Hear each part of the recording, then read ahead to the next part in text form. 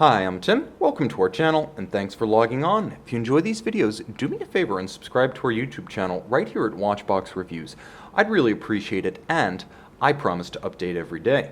If you like this watch, you can purchase it on our website, thewatchbox.com. Buy, trade, and sell luxury watches 24 hours a day and globally on thewatchbox.com. And this is a star to be precise, of Basel World 2017. It's the Rolex Oyster Perpetual Chronograph Daytona 116518. This is a stellar rendition of black and gold in a fashion that would make the Cornish, Pittsburgh, Steelers fans and fashionistas equally proud, because these are the colors of all three. A shocking combination of black against yellow gold. This watch forces me to reconsider whether I appreciate yellow gold as much as white metals. And I have to say, with this watch, yes. 40 millimeters across the round of the case, the timepiece has a wonderful stance on a smaller wrist, such that, especially on the Oysterflex strap, you could wear this on a wrist as small as 13.5 centimeters.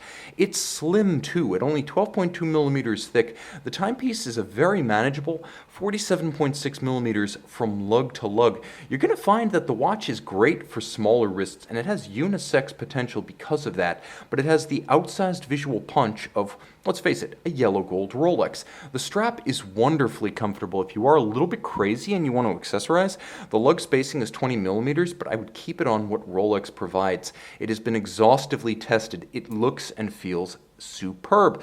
And what Rolex provides is Oysterflex. It's not exactly a strap, and it's not exactly a bracelet.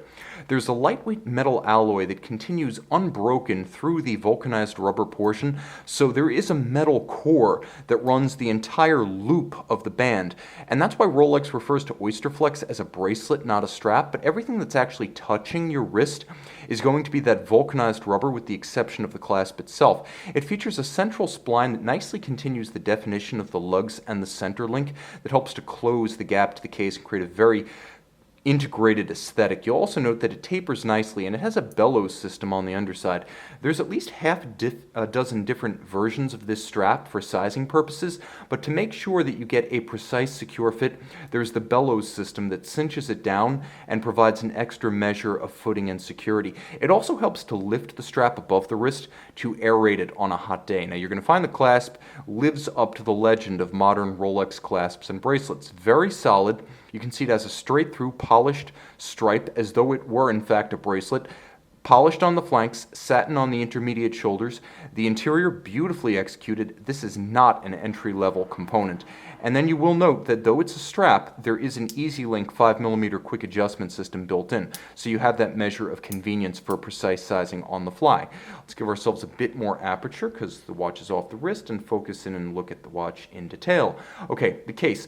Traditional pre-super case lines, sensuous, not excessively squared off or sheer. This is a handsome watch, and aesthetically it seems to have more in common by virtue of case line similarity to the Datejusts and the Date8s than it has with the Explorer 2s, the Subs, the GMTs, and the Sea Dwellers. It's definitely a sports watch, but it has a dress watch elegance about it. The proportioning is excellent, and you'll note the contrast between satin and polish, perfectly measured for effect and contrast.